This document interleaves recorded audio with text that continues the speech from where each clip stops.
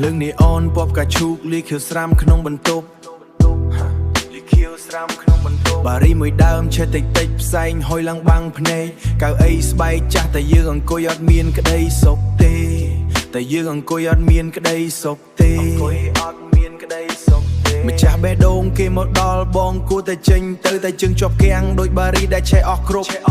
មុខ brown back លើក្បាលបងដូចជាចង់លាក់មុខតែភ្នែកវាប្រែទៅស្ទើរវាមិនអាចកុហកបានកូនក្រមុំវាប្រែទៅស្ទើរវាមិនអាចកុហកបានកូនក្រមុំគេអង្គុយសើចក្បែរអ្នកដែលគេស្រឡាញ់កូនក្រមុំគេអង្គុយសើចក្បែរអ្នកដែលគេស្រឡាញ់បំផឹកទឹកត្រជាក់តែក្នុងចិត្តវាឆេះដូចភ្លើងសីហា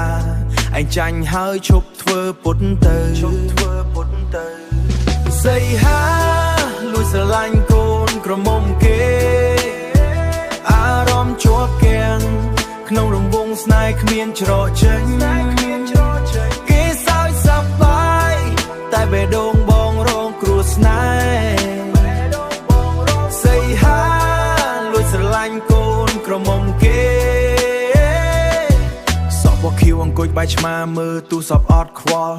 ឯងក៏ដូចគ្នាធ្វើពុតជាលេងហ្គេមអត់ដឹងតែត្រចៀកនៅស្ដាប់សំឡេងក្អាកកាយរបស់គេ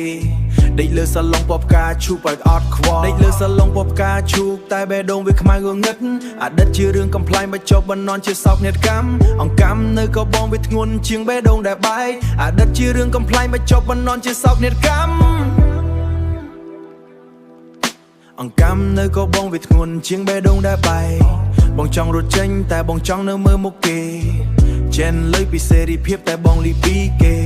ចេនស្អីគេលុយពីសេរីភាពតែបងលីពីទុកសីហានៅទីនេះតែចិត្តទៅដល់ផ្ទះគេបាត់សីហាលួចស្រឡាញ់កូនក្រមុំគេអារម្មណ៍ជាប់គាំងក្នុងរង្វង់ស្នេហ៍គ្មានច្រកចេញគេសើចសប្បាយ